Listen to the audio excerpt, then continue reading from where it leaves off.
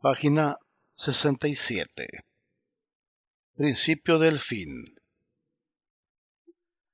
Después de haber aniquilado al principal ejército liberal en la estancia de las Vacas, Miramón inició los preparativos para emprender en enero el gran ataque contra Veracruz. Quería aprovechar el fresco del invierno, cuando el clima resulta menos agobiante para los soldados del altiplano y cuando se suaviza el efecto de las plagas endémicas de la costa, como el paludismo y las fiebres. Un hecho imprevisto lo obligó a aplazar el proyecto. El comandante de la plaza de Guadalajara y segundo en el mando del ejército conservador, general Leonardo Márquez, había cometido un acto que parecía de locura: incautarse de una fuerte cantidad de metales preciosos de propiedad extranjera. Semidesnudos y hambrientos, los pocos hombres que Márquez había podido conservar en su llamada división estaban a punto de desertar en masa.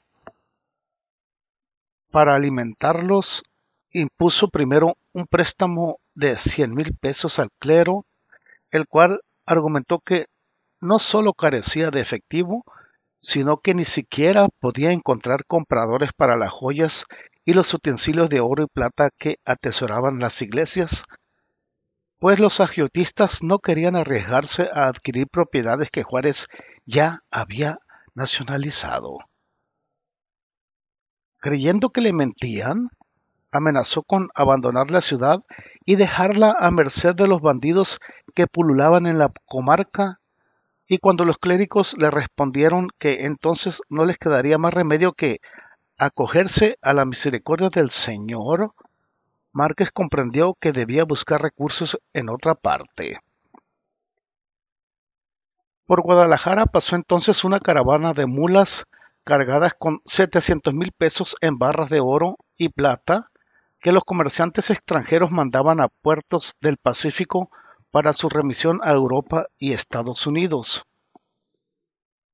Ninguno de los bandos en pugna había osado violar la especie de inmunidad diplomática de que gozaban aquellas conductas, pero en su desesperación Márquez se incautó de los metales, aclarando que los afectados recibirían la correspondiente indemnización una vez que, con su ejército reforzado, infligiese a los liberales la derrota definitiva.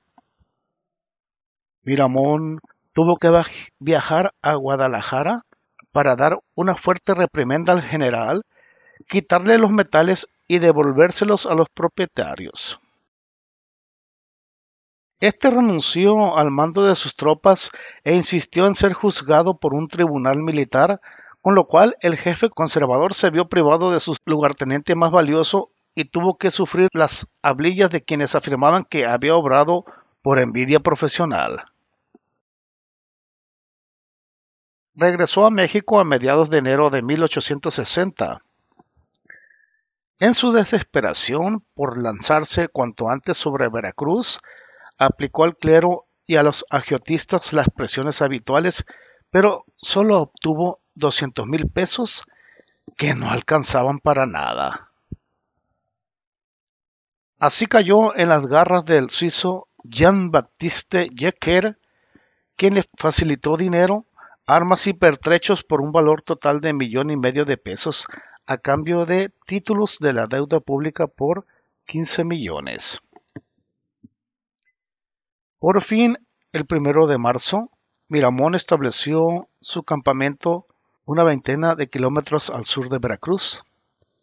A tiro de cañón del puerto, en la cúspide del elevado médano del Perro, mandó levantar varias horcas destinadas a Juárez, Ocampo y demás miembros del gabinete, los cuales, siguiendo las sugerencias de un periódico conservador, debían ser ahorcados en ese punto tras grabarles a fuego en el carrillo izquierdo la inicial T de traidor. No convenía que las fuerzas liberales siguieran jefaturadas por el campeón de las derrotas, como llamaban a Degollado, con el pretexto de confiarle el puesto de ministro de Relaciones, al que después de firmar el tratado con Maclean, renunció Ocampo por la impopularidad accidental de mi persona.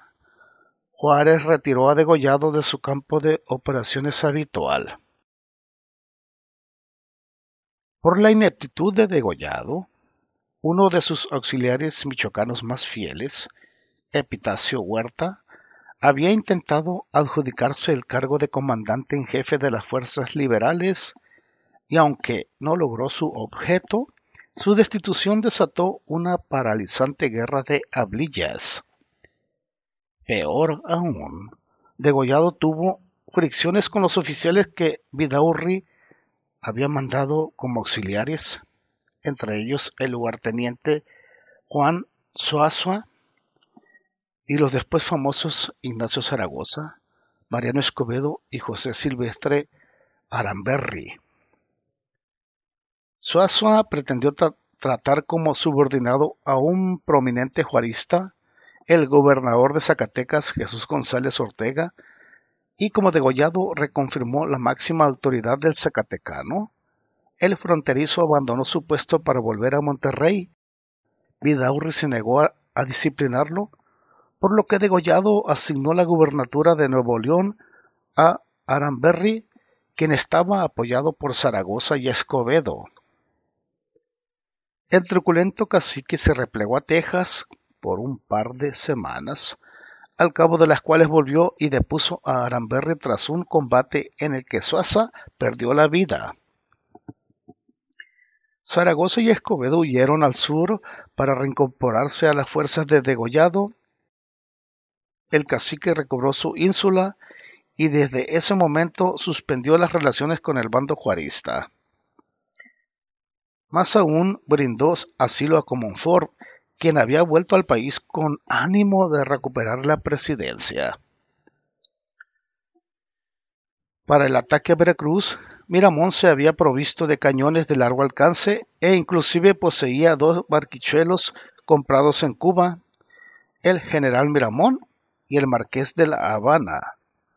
Ambos carecían de potencia para decidir la lucha por Veracruz, pero sí podían surtir de alimentos y pertrechos al atacante, además de obstruir a los defensores el abastecimiento por mar. Veracruz presentaba defensas mejores que las del año anterior. La muralla había sido protegida por un ancho y profundo foso circundado por una cerca de alambre de púas y una tupida nopalera. Los defensores contaban además con pertrechos y alimentos en abundancia, así como con 2 barquichuelos, el Wave y el Indianola, el último de los cuales había sido entregado personalmente por el cubano Domingo de Goicuría. Fondeada frente a Veracruz se encontraba además una docena de barcos franceses, españoles, ingleses y yanquis. Los de las primeras 2 naciones cumplían la misión de cobrar puntualmente los abonos de la deuda externa en la aduana de Veracruz. Los ingleses, además de apoyar a sus cobradores, perseguían un objetivo diplomático que pronto iba a descubrirse. La escuadra norteamericana estaba allí para mostrar su bandera en aquellos días en que el Senado de Washington deliberaba sobre la ratificación o el rechazo del Tratado Maclean-Ocampo. El jefe conservador tenía intuiciones y noticias vagas de que el ministro plenipotenciario inglés quería ofrecer sus buenos oficios para poner punto final al conflicto y decidió aprovecharlas. Ignoraba que, entre sus planes, el ministro acariciaba el de instalar a Comonfort en la presidencia y deshacerse de Miramón y de Juárez por igual. Al cabo, Miramón recibió en su campamento la visita del comandante de la escuadra inglesa, quien le presentó una nota en que ofrecía concertar una tregua para que se celebraran negociaciones encaminadas a lograr un arreglo pacífico entre los beligerantes. La misma nota había sido entregada ya a Degollado. La tregua fue aceptada por ambas partes. Se decidió negociar un armisticio general en toda la República y confiar a un organismo adecuado la aceptación o el rechazo de los tratados Maglen Ocampo y Mon Almonte. Pero Juárez insistió en que la resolución sobre los tratados fuese tomada por un Congreso electo bajo los términos de la Constitución de 1857, y Miramón se empeñó en que la decisión definitiva la tomara una junta de notables, por lo cual naufragaron las negociaciones. Al mismo tiempo, Miramón dio otra prueba de su incapacidad como político y como diplomático. Recibió la visita del comandante de la escuadra yanqui, y al preguntarle como de pasada cuál era su opinión sobre el tratado Maglen Ocampo, ingenuamente respondió que estaba dispuesto a morir antes que a aceptar un documento tan indigno, por lo cual el comandante pasó a visitar a Juárez y le pidió firmar un decreto en el que declaraba piratas a los barcos de Miramón y solicitaba ayuda al comandante yanqui para aprenderlos. Encantado de la vida, Juárez firmó, y los dos barquichuelos conservadores que se hallaban enclavados en Antón Lizardo fueron fácilmente sometidos por los norteamericanos. En esta operación también participó Goicuría en persona. Reducido a confiar su suerte al triunfo de las armas, Miramón inició un terrible cañoneo sobre Veracruz, causando gran destrucción y muertes, sobre todo entre los civiles. Una bomba estalló cerca de la casa donde vivía Juárez y el pánico cundió entre los liberales. El presidente y los miembros del gabinete, junto con sus familias, se refugiaron en la casamata de San Juan de Ulúa, cuyos muros eran a prueba de cañonazos. Solo Santos Degollado permaneció en Veracruz, haciendo llamados a la calma y sin atreverse a contraatacar. El cañoneo duró una semana entera. Miramón emprendió 3 asaltos por la parte sur sin lograr que los defensores salieran de las murallas. El 21 de marzo se resignó a levantar el sitio. Página 72.